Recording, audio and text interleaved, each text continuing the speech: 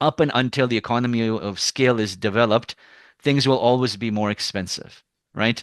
So what you need to understand is, yes, I may be spending more money at a Muslim business, but I need to treat this as an element of sadaqah towards my community. Assalamu alaikum, welcome everyone. Today in our second episode on Deep Dive on Islamic Finance with Sheikh Navaid. Welcome, Sheikh. Assalamu alaikum.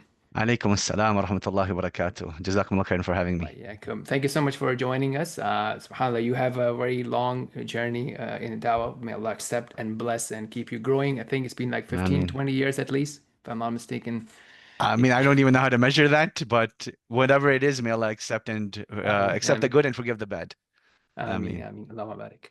Yes, the Sheikh, obviously you have mashallah, different types of topics that you've been speaking about along the way, teaching different courses, the topic being around Islamic finances, what have you. This is something I've seen recently, alhamdulillah, you're shifting into, recent, I would say 3 years or so. So if you can just update us all about what's going on, what are your current services, and because I think you did a comprehensive course recently as well that's also available on YouTube. We'll link that inshallah so people can check that out. So, but For in your sure. own words, what has happened recently and what's coming up, if you can give us an update. Yeah, for sure. I think it's a very fascinating story as to how I got into this space.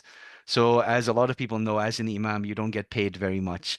So, I had to think of ways of being strategic. And I'm like, okay, how do I learn to budget, save, and make more money, and i.e., invest? So, just around the same time, there was a brother that came to me and said, "Hey, I'm looking to get married." Um, and when he said that to me, he's like, "I'm marrying a convert, can you be her wali and stuff like that?" I'm like, "Sure, no problem, but what is it that you do?" And he's like, "I'm an investment banker." And I'm like, "Okay, tell me more about it," because I didn't fully understand what he was saying. So eventually, what he was doing was a haram service. And I told him that, look, I can't perform the nikah if I know that your source of income is haram. And then he says, you know what? Why don't you tell me what to do and come up with a plan for me as to how I can become Sharia compliant, and I'll be willing to do it. And subhanAllah, he was true to his word. And alhamdulillah, till this day, we're still in touch, and I still get a lot of advice from him. But that was like a big catapult for me to take this a lot more seriously and to see what products are actually Sharia compliant and which ones aren't. So that's sort of how the journey began around 2014 or so. And that's around the time where my own investment journey began. Then, as time went on, I studied more, attended, a few certification classes, attended the Al-Maghrib classes that were being offered as well. And from there on, I was like, you know what? I think Muslims are really missing out. Like a lot of times, there's just so much fear. Oh, I don't want to disobey Allah subhanahu wa ta'ala, that they don't end up doing anything at all. Whereas in reality, you can still invest and, be financially literate and still be obedient to Allah subhanahu wa ta'ala. So that's sort of what I've been doing. In terms of full online courses, the only full one that I've done was with the Miftah Institute, and that's the one that you can find online. So that's like the primer in introduction to Islamic finance and Islamic economics to a certain degree. Anything coming up that you can disclose here first, or we should just subscribe and Education wait? wise, no, I think, I'm really content with the way things are going with the podcasts and the webinars. So I work very closely with brother Hashmat Assad. He runs his own investment firm called Assad Wealth Management. And every week we try to put out one podcast and one webinar. The webinar is more educational, the podcast is more informal, where you get to know the speaker and they share their advice on a tangent related to finance. So that's the consistent thing that'll be keep coming out.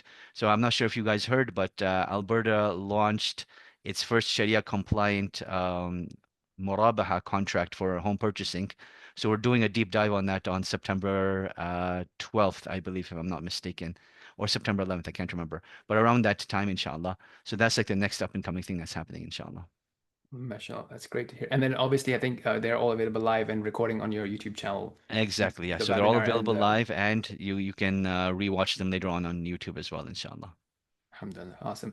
Tayyib. So as we dive into it, and for those, and definitely just as a disclaimer that okay, sometime obviously even if you don't understand the wisdom behind certain things from a Sharia perspective, you still have to follow the steps and cross your T's, dot your I's, and what have you, even if the wisdom is not clear at a given moment of time. However, obviously there's a lot of wisdom that I'm sure as an investor yourself you may have. have a better and deeper understanding, perhaps compared to 10 years ago and what have you. So if we look at the broader picture in terms of the rules or the conditions that we'll dive into about what's considered as a valid investment contract or valid investment trade, if you will, what are some of the wisdom or principles or maqasid objectives behind those, so that we can, as we are comparing the Sharia compliant model versus a non-model, we can see that, okay, look, there is a wider benefit, perhaps not at an individual level, but definitely at a community level. Got you. So I think let's step back and look at this from an usul fiqh perspective first. And that is, does Allah subhanahu wa ta'ala want the believers to be rich or does he want them to be poor? Mhm. Right? And over here, the first disclaimer we want to give is that the purpose of wealth in Islam is never to hoard and to accumulate. The purpose of wealth in Islam is to use it to serve the deen of Allah subhanahu wa ta'ala. That is the purpose of wealth. And that is what we should be striving to use it for. And then number two, once you understand that, if that's what Allah subhanahu wa ta'ala wants from you, you now understand why the default in business contracts is permissibility until proven otherwise. I don't need to prove that a business contract is halal. I need to prove that a business contract is haram. So up and until I find something that makes it haram, then that's what I need to avoid. But other than that, it remains on the default that it is halal. Number three, the three main things that we're looking for that would make a contract haram are riba, gharar, and maysir, right? Riba being usury, where a person is benefiting off of money being bought and sold. That's in its simplest form, right? And then you have gharar, which is unneeded certainty or excessive certainty. And then maysir is basically a zero-sum game where in order for one person to benefit, the other person has to lose. These are the three main things that you're looking for in Sharia compliant contracts, And just not to, to be there. do you mean excessive uncertainty? Excessive uncertainty, yes. That's what gharar is. So now with that being said, if you understand this, then let's break it down even further. From the objectives that Islam wants us to have is to have ethical money. And ethical money means that we don't cheat, we don't lie, we don't steal. We don't take advantage of people when they're in sensitive situations or vulnerable situations. Number two, Allah subhanahu wa ta'ala wants economies to grow and not individuals to grow. And this would be a big distinction between capitalism. Capitalism doesn't focus on the economy as a whole. It basically focuses on the few that know how to run the economy. They get richer and the poor keep getting poor. So that would be a major distinction. Number three, the Sharia has mandated that there's certain things that you're allowed to do business in and certain things that you're not allowed to do business in. And perhaps this could fall under the ethical, but this is more specific with regards to the products and services we provide. That the products and services that we invest in and that we provide, they have to be beneficial to humanity, right? So that is why we don't get involved in alcohol and tobacco, in weapons and adult entertainment, and so on and so forth. So those are some of the objectives that need to be fulfilled and need to be looked at. That when we look at earning a halal way, those are the things that need to be kept in mind. Okay, brilliant. So if we apply some of those to, and you mentioned that, like, the Alberta government or the system is approving the contracts that will be conducted and outlined from an Islamic Sharia compliant perspective. And mostly, if you can briefly describe how is the murahaba works or diminishing musharaka works. And then I think something more interesting would be how, if you see it as a community level, right, from the output of it or outcome of it, how is that different than, a conventional bank financing an asset? And keeping in mind, because obviously there's the other type of borrowing where you have a line of credit or you are using credit card where you just have cash. It's not financing a particular product or a particular asset.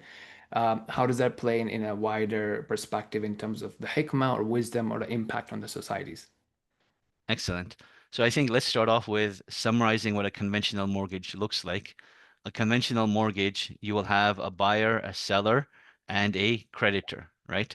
So the buyer of the house goes to the seller of the house and says, I'm interested in buying this house. The seller and the buyer agree upon a price, and then the creditor gets involved and basically funds the project as a whole.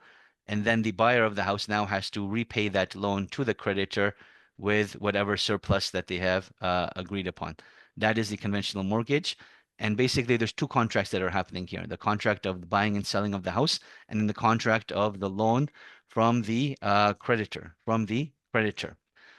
Now, if you look at a murabaha contract will only have two parties involved. And those two parties are the buyer and the seller. So the buyer and the seller, they will agree upon a price and they can now pay on installments. And this is where a lot of people get confused. So the seller has the right to say that, hey, if you purchase this house from me right here, right now, it'll be $500,000. Cash in hand, $500,000. But if you want to pay in installments, you're paying $600,000. Islamically, this is perfectly fine. As long as you agree upon the price in advance, you are allowed to pay off in installments, and there is allowed to be a difference in fluctuation in price in the offer. But once the acceptance has been made, the price cannot fluctuate. And then basically, for whatever term you agree to, you pay that off, and that is what murabha is. Now, let me explain something about Alberta, and then we'll get back to the diminishing musharaka. We live in a non-Sharia compliant system. That is the reality of it. So for a product to be 100% Sharia compliant, and then for you to get all of the scholars involved to agree that it's 100% Sharia compliant is an objective that is almost non-attainable just because of the reality of life. But with that being said, it is still very, very close to being as Sharia compliant as possible. So what you do is you go and identify a home that you want to buy. You speak to the credit union, which in this case is Service Credit Union. Service Credit Union makes an analysis seeing that if they're able to buy this home or not and see if it'll be a good investment for them or not. If they say yes, then you basically have to give a promissory note saying that when you purchase this house, I have full intention to buy this house from you. So they will purchase the house and then they will come up with a contract of sale for you. So the contract that they're offering is 25 years and you cannot change that. It has to be 25 years. It can't be 10, can't be 5, can't be 30. It has to be 25 years. Then they'll come up with a fixed rate that will never fluctuate. So in a conventional mortgage, every like 3 to 5 years, you're going to be refinancing and reassessing. This is not the case. Whatever you lock in at is locked in for 25 years, bidnillahi ta'ala. Now, the part that doesn't make it fully Sharia compliant, in my personal opinion, is that let's just say the buyer of the house now has all of the money to pay off the house. If you want to pay off the house, you can pay all of it off at one time, and then they will reduce a profit margin that is non-negotiated in advance. It could be $1, it could be $100,000. You have no idea what it's going to be, right? But let's just say I don't have the full amount. I have only an extra $100,000. Too bad. Nothing you can do about that. You can't put $100,000 extra towards your payment. They just won't allow you to do that. They need you to have all of your money there to pay off the house, and then they'll negotiate a decrease in the profit margin that you don't know how much it's going to be. So that part I find a little bit problematic. So that's what murabaha looks like, and that's what's being offered in Alberta. Now, one thing I'll mention, is it a competitive rate or not? Compared to the conventional mortgage, it's not as competitive as people would want it to be. So one of the issues that people always have with Sharia compliant financing is, hey, why is it more expensive?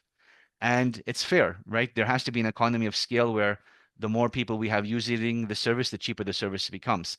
And because people are finding conventional mortgages cheaper, and everyone, their aunties, their uncles, their grandparents have heard of the fatwa, I can buy my first house on a mortgage, they've used it, right? And that is why Muslims themselves are not looking for Sharia compliant products. So all of that to say, it is not as competitive as a conventional mortgage, but I still find it is better than, from a profit perspective, than the other products that are there right now in the market. Okay. So now we get to the diminishing mush. Yeah, go ahead. So let's pause here, inshallah, if we can. So if we wanted to, and let's say if someone was coming and said, look, I get it that there's this compliance and obedience to Allah subhanahu wa ta'ala, and that's obviously like the most important thing. But however, beyond that, if we just wanted to understand from a secular or wisdom perspective, right? Like if you look at, like, let's say a community of Muslims, they go and they get their homes financed by the banks, And it's similar, right? Like, because I mean, let's say if a bank is giving you this fixed rate mortgage, right, for 25 years compared to what you've described in the Morhaba, like, how is that different from at a societal level? Like, what maqasid is being or maqsad is being achieved by doing it this way, especially if it has a higher cost, right? And we already said, okay, Allah doesn't want us to have that extra level of hardship, even if there's no benefit to it. Right. So the main difference over here is that Allah subhanahu wa ta'ala, He has made contracts into two types, contracts of generosity and contracts of profit. A loan is always meant to be a contract of generosity, meaning that the Prophet ﷺ incentivizes the loan when he says that whatever you give as a loan, you give half of it in sadaqah. So that is the incentive there. You're never meant to make money off of a loan. And that is why in a conventional mortgage, that is the exact same thing that is happening. That's why we identify the two contracts, the contract of sale and the contract of loan. Both of them, money are being made off of. Whereas in Islam, you can't make money off of money because generally speaking, people should not get into debt unless they absolutely need to. And if someone comes to you in a moment of need or a moment of desperation, you're not allowed to be predatorial towards them and take advantage of them. And that's exactly what you're doing when you're putting a markup in their moment of hardship. That this person needs money from you, and you're like, "Yo, I know you're in hardship, but I'm going to charge you extra because I know that I can, and you can't do anything about it." So that form of oppression is being taken away, and that is why if you look at, a thorough analysis of the Quran and the Sunnah, the only things that I found where Allah subhanahu wa ta'ala wages war against you is when you harm one of his awliya and when you deal with riba. And with riba, the way we understand it is someone comes to you in a moment of desperation and you act all predatorial towards them. Imagine we come to Allah subhanahu wa ta'ala in desperation. Allah subhanahu wa ta'ala treats us with mercy and kindness. But in return, what do we do to his creation?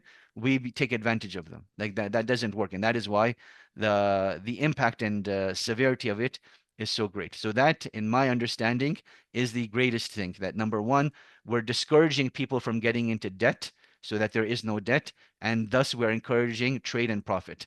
And then number two, we're not allowing money to be made off of money, and that is the essence of riba.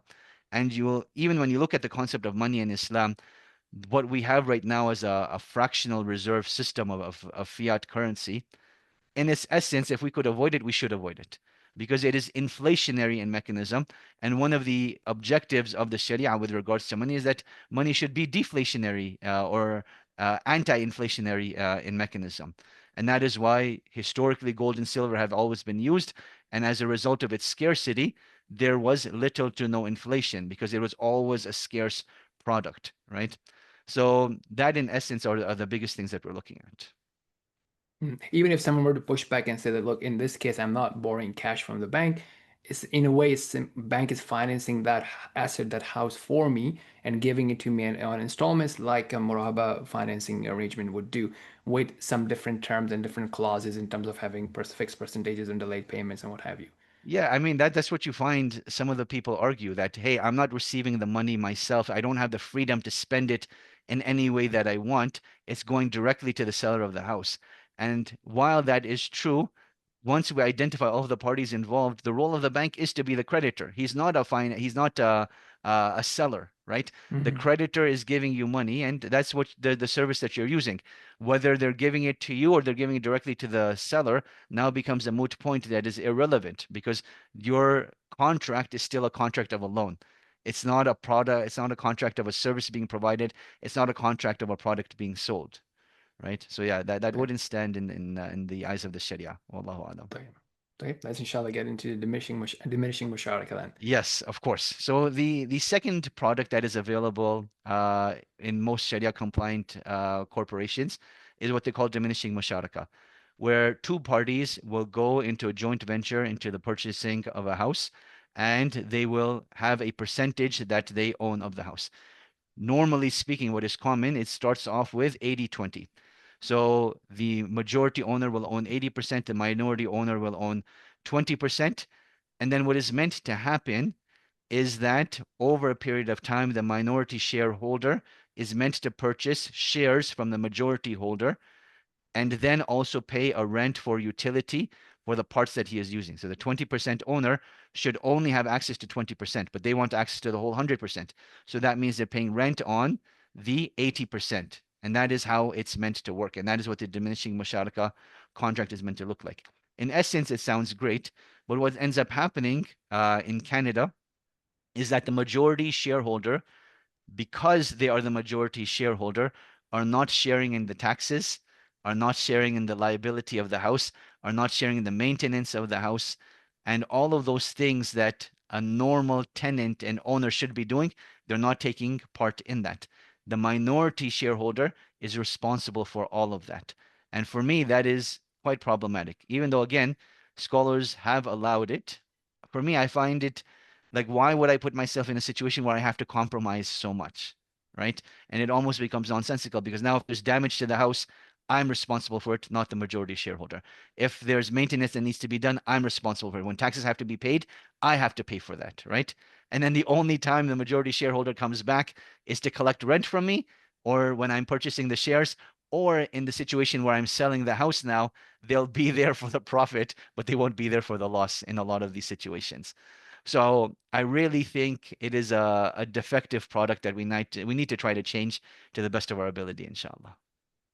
Okay. So in summary, if it would be correct to say that your preference would be basically a fixed rate muraba, where it's like a fixed price, or a diminishing musharaka with those concerns addressed. Yes, exactly. I would normally prefer the murabaha contract with the additional clause of people should be allowed to pay it off in advance and shouldn't have to wait the full 25 years. Yeah.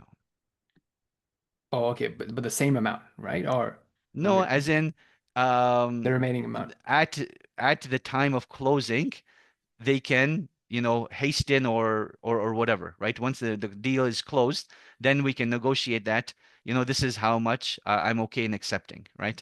But to have this Mhm. element of I don't know what I'm going to get and I don't have any power in that, right? It's purely in the hand of the seller at that time. That is the part that needs to be fixed, right? So yeah, even with the fact that yeah, so but even with those minor reservations or concerns about some of the nuances of the contract details, there's still much cleaner. I mean, it's still getting it's following the letter of the law to be compliant to as a Sharia contract. Yes, correct, correct. Yeah. Right.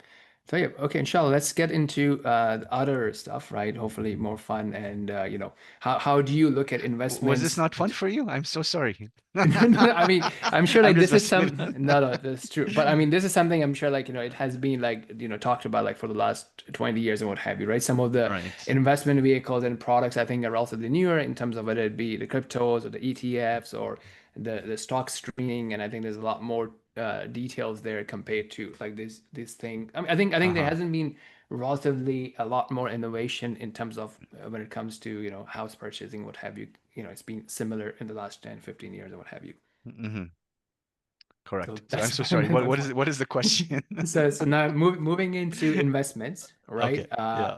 How do you look at it, right? So from the whole spectrum of just hold on to the cash, which you kind of touched upon in terms of being inflationary, versus the high risk cryptos, versus the real estates or the ETFs or day Yeah. trading, swings or long term investments. Ah, man, look, we could spend the rest of the podcast just talking about that, and I think we'll run out of time. But in summary, I am very, very anti holding on to cash. I cannot think of very many scenarios where I think that is a good solution for two reasons. Number one, on average, you're losing the value of your money 3% per year due to inflation. Number two, as practicing Muslims, we have to pay 2.5% zakat, meaning that when you're holding on to your cash, you're losing 5.5% at the very least every single year, depending on how high or low inflation is, right? So then what that also means is that the investment products you want to invest in, at the very least, you should aim for reaching 5.5 or higher. And that is where you have to develop an appetite for risk. And this is, again, it'll vary from individual to individual, but it is something that we can work on. We can increase our appetite for risk. And this is why when it comes to business, when you invest in a business, you have to be open to making money, but you also have to be open to losing money, right? That is the reality of business. But when you put your trust in Allah subhanahu wa ta'ala, it necessitates that you're not just looking at one particular transaction, you're looking at the bigger scheme, right? The bigger qadr of Allah subhanahu wa ta'ala. So in life, you may end up, in the negative in three of your investments. But if you're in the positive of 97, is that not a good thing? Is that not something you would be happy about? But oftentimes we think of, oh my God, what if I lose money on this investment?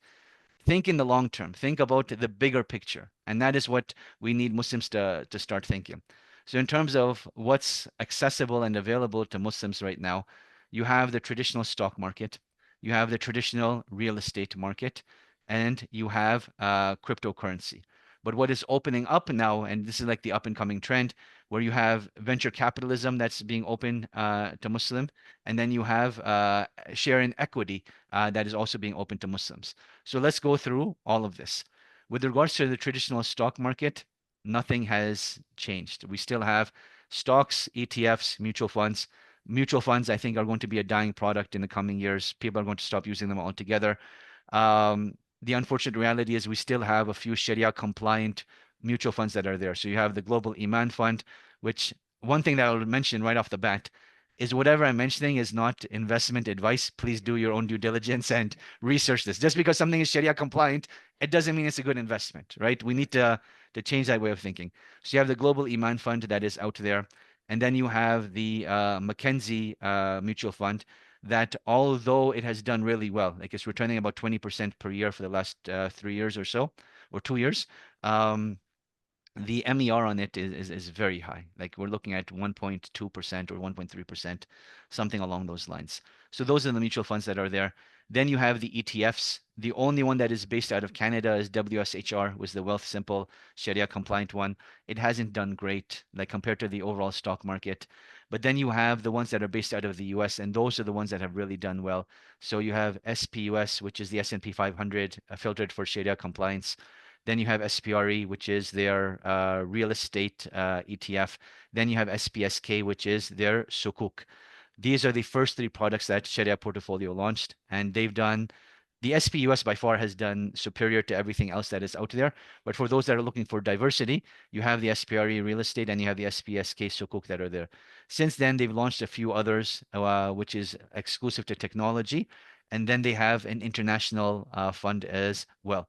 Then the last one that is there is Halal, which is the Wahid one, which is very similar to SPUS, but it hasn't done as well. And then they also have UMMA, which is basically a global fund. So that, in summary, are the ETFs that are there. Something to mention over here, historically speaking, if a person invests in the stock market over a period of 20 years, they're guaranteed to make money. Now, is that something that we can guarantee in the future? No, we can't. But what we can say is the likelihood of you making money over long periods of time is much higher than you making money over short periods of times. Then you have the individual stocks. And for simplicity's sake, I tell people, look, download Zoya, download Islamically, download Muslim Exchange, whatever service you want to use, and just filter out the ones that you want to use. Again, just because it's Sharia compliant doesn't mean it's a good investment. You have to do your due diligence uh, when you find something that is Sharia compliant. So that is the conventional stock market. And then you have conventional real estate, which is you can buy a plot of land and develop it, or you can buy a house and flip it, or you can buy a house or an apartment and you can rent it out, right? Those are traditionally what people do. The downside to this is that it requires high levels of capital.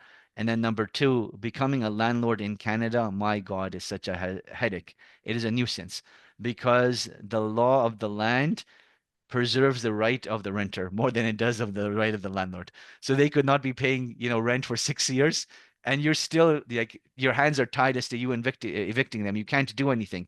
So it becomes very, very problematic. And that is why I think unless you really, really know what you're doing, don't get involved in that, just to save yourself from the headache. Then last but not least, we mentioned cryptocurrency.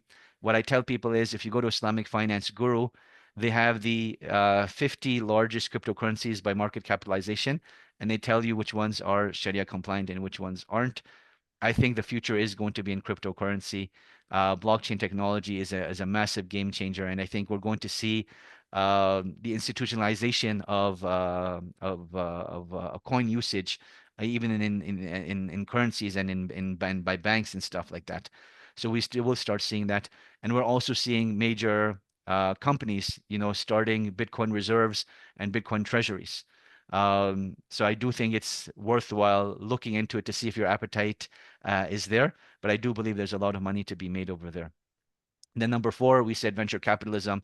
That is when you have a new startup and you invest in this startup. The likelihood of a startup lasting is minimal. I think what was it like 1 in 100, lasts and survives and thrives. But if you do it enough, the ones that do survive, you'll make a lot of money off of. Which brings me to the last one, which is equity, where you have an established company already, and then they sell you a share of that company, and you're invested in the company directly as opposed to going through the stock market. So that is what is available there. But what I want to tell people, and this is perhaps a very important message, not everyone can be an entrepreneur. I get that. But you have to test and see if you can become an entrepreneur. Because if you are able to become an entrepreneur, that is where you will make the most amount of money. Like best case scenario in your investments, you double, triple, quadruple your money. As an entrepreneur, as we say, the sky is the limit. The more hard work you put into it, the more money you can make back that way. So those that are looking to make money, see if you have a knack for being an entrepreneur. That's where you're more likely to make more money. But if that doesn't work, then at the very least, make sure you're investing your money to beat inflation and to easily pay off your zakat and hopefully achieve your financial dreams of helping the ummah in whatever way that you can. Brilliant. So, yeah, and if you don't mind, do you feel comfortable sharing how diversified you are between these five categories? So the only one that I'm not involved in directly is real estate. And that's because all of my research has led me to believe it's not good for anyone's mental health to be a landlord. So if you want to get involved in real estate, then get involved from like the SPRE perspective, where they have a Sharia compliant REIT, and then you get a dividend between 4 to 5%, sometimes even higher than 5%. And at least that way you don't have to do all of the hard work and you still get monthly income coming in. Yeah. Yeah. Inshallah, we'll be sharing with you something soon where it will be a managed real estate product without the hassle and the headache. Inshallah, Inshallah bin as soon as we Tawfiq. get there. Looking forward to it. No. So, yeah. So, Sheikh, is there anything from Islamic perspective and encouragement, especially for high net worth investors, to keep certain portion of their investments to build the Muslim ecosystem, right? Because obviously, relatively easier way is go all into ETF, your own halal picks and what have you, AOFE, and what have you with the Maslahan, that they have made it easier that, okay, look, you're not going to find that perfect company to invest in. There has to be some threshold, what have you, whether it be 30%, 35%, what have you. And then you get into those things. Worse is, using that capital to grow in, Muslim companies, whether it be tech, other businesses, and what have you, as opposed to just going all in on relatively easier managed stuff. Yeah, so I think developing the Muslim ecosystem is paramount, man. And this is from multiple perspectives. So number one, if we look at the discrepancy between the richest group in America and the poorest group in America, we're looking at the African American community and then we're looking at the Jewish community. And one of the things that you notice very early on is for every dollar that is spent, what amount stays within that community, right? So within the African American community, you're looking at about 3 cents for every dollar that remains within the community. And for the Jewish community, you're on the exact opposite side of the spectrum, where over 90 cents for every dollar that is spent stays within the Jewish community. So what that means is anytime they're looking for a mechanic, they're trying to find a Jewish mechanic. Anytime they're looking for a lawyer, they're finding a Jewish lawyer. And I think that's the mindset that we need to have. But this requires two things. Number one is that we are open to giving feedback and accepting feedback. So oftentimes you go to a restaurant and the restaurant service was terrible. So we create an anonymous username, go onto Google and leave a 0-star review saying that this place is terrible. Like that's what our community does, unfortunately. That mindset needs to change where, look, if something isn't good, I need to feel comfortable enough telling the owner, telling the manager, hey, I want to support your business. Can you kindly fix this? And the manager and the owner should be Jazakumullah khairan for this nasiha. Thank you so much. I would love to, implement this and improve the service next time. Please allow me to give you a discount or at the very least apologize or whatever they can offer at that time. And that is how you develop it. Number two is that up and until the economy of scale is developed, things will always be more expensive, right? So what you need to understand is, yes, I may be spending more money at a Muslim business, but I need to treat this as an element of sadaqah towards my community, that I'm helping the market and the economy grow even though I'm paying extra, Allah subhanahu wa ta'ala will reward me and will compensate me for the extra that I'm spending. And as we develop the ecosystem, then the products and services within the ecosystem will get cheaper as the economy scales itself. So I think these two important points are paramount. Now, on a side note, out of Silicon Valley, there's two amazing projects that have come out. One is called Friday, and the other one is called Aleph. Both of them are acronyms. I don't know what they stand for exactly. But basically, think of it as you have a startup that needs funding. They will incubate you and provide you all of the supervision and support that you need, and also help you get funding. And as a result, they have a stake of equity in your startup. So for those Muslim entrepreneurs that are there, I think those are two viable solutions that they can look at. And over time, I think a lot more are going to be established as well. The only thing I feel, I think, FOMO about is why is all this stuff not in Canada? It's either the UK, like you have Curate Capital, the IFG guys are doing amazing stuff, or you have Aleph and Friday out of the United States. I just feel Canada gets so left behind, man. Yeah. I hope you're not hinting at us becoming part of a new bigger economy. No, not at all. I'm Just encouraging us just that we can do better. We need to do better, right? absolutely, Yeah. absolutely. Yeah. Alhamdulillah. Awesome. Okay, so yeah, speaking of stocks, like, do you want to maybe take 5 minutes to speak of some of that other mechanism that are coming to the stock trading, which are whether it be day trading or your swings or Yes, puts yes, and calls yes. features? Excellent. So I think let's do a very quick crash course over here. With regards to stock screening, we're looking at qualitative screening and quantitative screening. Qualitative screening is the products and services that they're providing. They have to be Sharia compliant, meaning they can't be the ones that we mentioned, along with some other ones as well. So if you just look at IOFI's sheet, you'll see which ones are allowed and which ones aren't. And then the quantitative screening, they're looking at the liquidity of their assets. That is to minimize riba. Then you have the debt to equity ratio, which is to minimize risk as well as riba. Then they have the percentage of haram income that's taking place. IOFI advises to keep it less than 5%, but you have other institutions that have a level of tolerance up to 25%, but mainly between 5 to 10% is the norm. So that is what is Sharia compliant with regards to stocks. You're still liable for purification every year. So if there's an element of haram within that 5 to 10%, you have to purify that. And that is something that you are responsible for. Now, when we speak of investment, investment is generally a long-term game. It's not something that, hey, I buy today and I sell tomorrow. It's usually I'm going to hold this on for a couple of years, and it has its own mechanisms with regards to its zakat. But then you have two other ones, which are day trading and swing trading. So day trading is usually within a span of 24 hours, you buy and sell. And then swing trading is usually anywhere from 24 hours up to about 2 weeks, is considered a swing trade. The contention that a lot of scholars have presented is that you don't have full ownership of the product as a result of the time it takes for the transaction to be completed.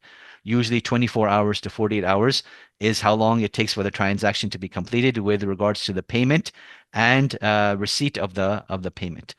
However, if you look at the actual reality of what happens, all online platforms, all investment platforms have done it in such a way that you cannot move money that has not been settled. So even though it'll be show up in your account, you can't move that money out, right? So you cheating the system and you not having access to that money, they've mitigated that risk. And that is why I think swing trading without a shadow of a doubt is perfectly fine because you're looking at longer periods of time. But even day trading Islamically is permissible with the caveat that whatever you're using to day trade is Sharia compliant. Now, with regards to options, I'll have to differ with my mentor and my Sheikh Joe Bradford over here. I had a discussion with him on Hash's podcast. You guys can check it out. Oh, awesome. He basically says that, options, generally speaking, are allowed.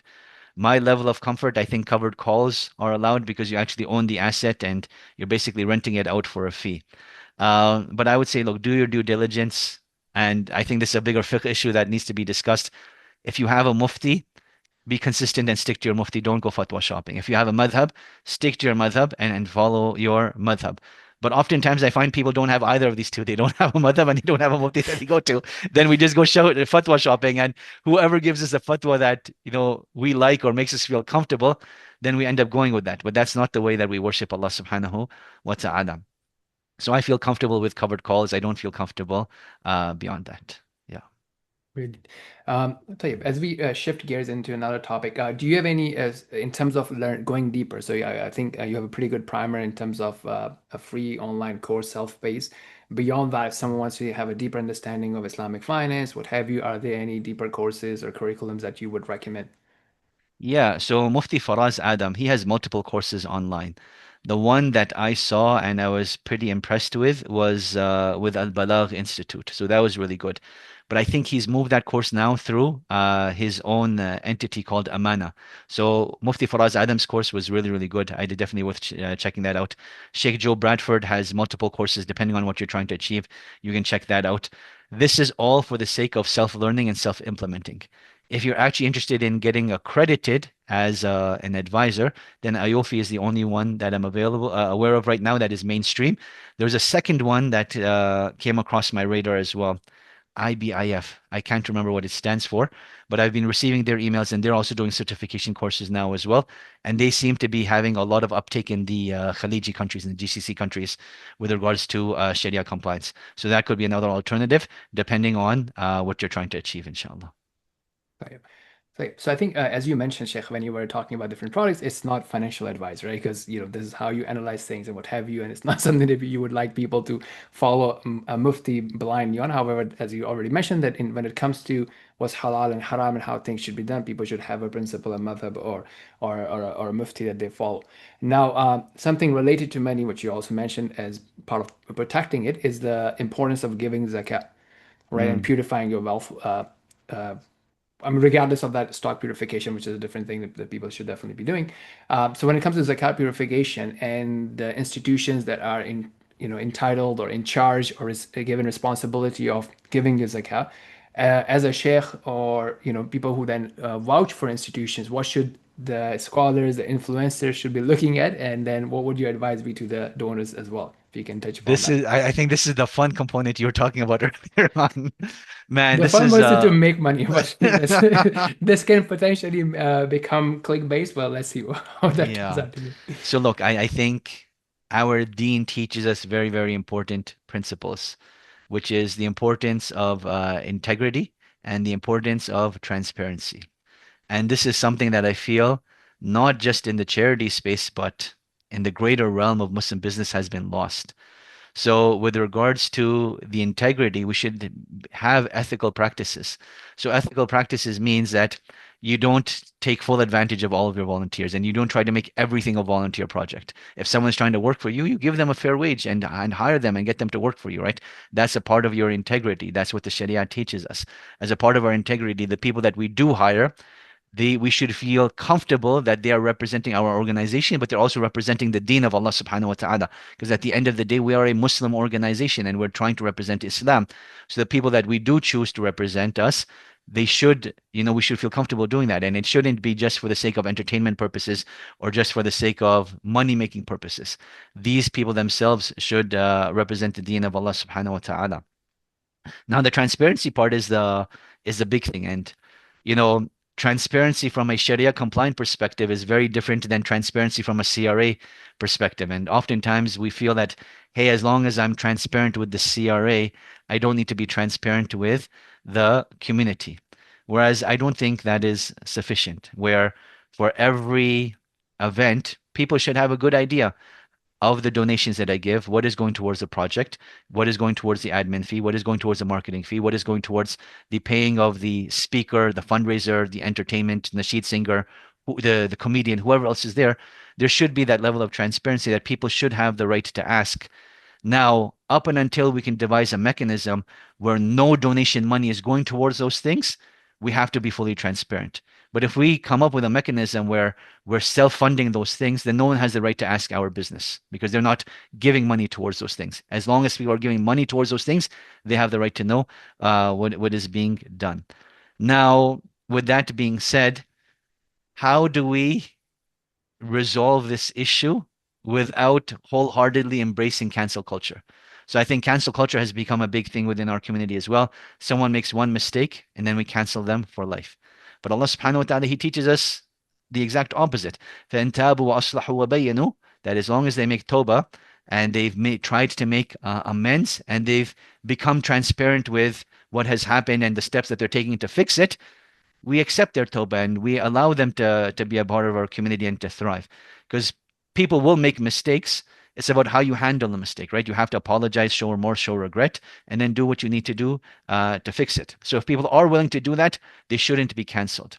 However, if they're not willing to do that and they take a very arrogant approach, oh, you don't know who I am, you can't harm me, and X, Y, and Z, then that is where I think some sort of further due diligence needs to be done, as why are we allowing these institutions, these organizations, these individuals still to freely roam around in our societies and in our communities.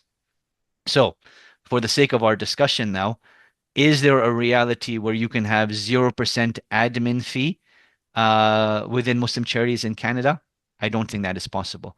They could have 0% admin fee in certain projects, but as a whole, I just don't see it viable yet. Up and until these organizations start up their own awqaf and then they start using that waqf money to take care of their admin fees, every donation that you give will have an admin fee. Now, what is tolerable, what is not tolerable, and what is the industry standard? I think the industry standard within the Muslim community worldwide is about 8 to 15%. That is the standard. Can we strive to do better? 100%. Now, with that in mind, when you start seeing charities that have 20, 30, 40, even like almost 50% sometimes, what is our obligation over there? Our obligation over there is to understand that as a startup, you will always have higher overhead costs. But if after 3 to 5 years you still haven't been able to change that, there's a problem there that needs to be addressed, right? So I think some leeway should be allowed that they're able to change their mechanisms and we should be supportive, but there has to be accountability as well. Where after 3 to 5 years, if you haven't been able to fix it, there's a big problem that why am I still paying 30 to 50% in admin fees over there? But I think with integrity and credibility and transparency, that is how we solve these issues, inshallah.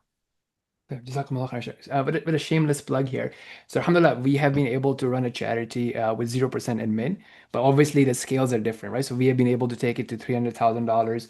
Another one that we recently found, they have been able to take it to $1 million with 0% admin. And obviously, it remains to be seen that can people take it with 10% or not. But I think that these type of charities do exist, and then people perhaps need to obviously widen their search. But I think sometime what I would probably push back on is that, when we have the mashayikh and the ulama, pointing out that, okay, you know what, give donation to this charity, what have you, right? And in a way, to me, charity is also an investment product. When I'm investing in an organization to take my zakat and create impact from there, right? And just like I would look at the stock, if I'm investing, what's the return on that? Is also a return on charity if you were to look at it from that lens. And sometime I would ask the sheikh that, have you looked at their balance sheet or are you even aware of what's going on? And, the response I've gotten is, I generally trust the brothers, the board, what have you. And, so I'm basically promoting and what have you. Do you think there is some level of responsibility for the shuyukh and the mashayikh to look at the balance sheet and have some understanding of the impact and the cost when they're promoting one, or is that on the So donors? I think let's discuss this. If they have, let's just say 50% admin costs, does that make the transaction haram? Absolutely not. Right? And I think that's the thing that we're looking at. So a sheikh vouching for a certain organization, he is vouching from the premise that I haven't seen anything haram. That does not mean it's the ideal situation. We should strive for the ideal situation. But just like I gave that disclaimer, this is not financial advice. The same advice needs to be given that, hey, I feel comfortable with this organization, but please do your own due diligence as you're considering giving them your zakat and your sadaqah. And based upon your objectives and your goals, you can choose, the entity that you want to choose. Like perhaps you want to give your zakat in Pakistan, but not every charity will give you their zakat in Pakistan, right? So this is where you're going to have to pick and choose. But I think let's get to a bigger picture. Do mashayikh and imams and du'at have a greater responsibility of leading lives of integrity? And the answer is yes. And should imams, du'at, and mashayikh choose sources of income that would put doubts on their integrity? The answer is no. So I think this is just a bigger discussion that needs to be had over there, inshallah. طيب بارك الله فيكم. Wa fikum طيب Sheikh, barakallah. جزاكم الله خيرا. It was really helpful, and may Allah subhanahu wa ta'ala put barakah into it and help people Ameen. take action. I think from just this complacency of keeping cash and it not being an ideal situation to figuring out what level of risk that people can take, and inshallah start using the money in a smarter way, and then obviously purifying and donating more and what have you in a more impactful way. So that brings some of that positive change. And Jazakumullah khairan, Sheikh. Once again, thank you so much for joining us. Any final words or a summary that you would like to share with the audience? Allahu Akbar. I was hoping you would ask me that. One thing that I really need to get home to our Muslim community, and maybe this can be turned into a reel on its own, is the importance of incorporating spiritual pursuits of wealth. So increasing in your istighfar, giving more sadaqah, making dua, general du'as and specific du'as that the Prophet ﷺ used to make. Like between the sajdas, he used to say, Allahumma ghfirli warhamni wahdini warzuqni wajburni wa'afini warfa'ni. So every two sajdas, he's making a dua for rizq. The Prophet ﷺ, after wudu, he used to say, Allahumma ghfirli dhanbi wa wasi'li fi dari wa barik li fi rizqi. After wudu, he's making this dua for rizq. So it shows that the Prophet ﷺ had this on his mind. The Prophet ﷺ was not poor by design. He was poor by choice, meaning that he would not let the day go by except that he had given away all of his wealth. So he didn't choose poverty from that perspective, completely being an ascetic. He chose poverty and he would pursue his wealth and he would give it all the way in the way of Allah subhanahu wa ta'ala. Now, does the Sharia need us to do that? No. In fact, when you study this in the fiqh books, they all go back to a thuluthu wa thuluthu kathir, that at any one given moment, you should never give more than 33% of your wealth. But it is allowed to give more. Umar gave 50%, Abu Bakr gave all of it. So it shows us that it is allowed. So what we need is God-conscious Muslims that are earning wealth and are deeply invested in earning the highest levels of Jannah through their wealth. And that will happen through investing in our infrastructure, supporting it and building it, um, and going back to incorporate as many spiritual dimensions of wealth as you can. Support students of knowledge, go for Hajj and Umrah, get married. Like these are all ways that you increase your risk, inshallah.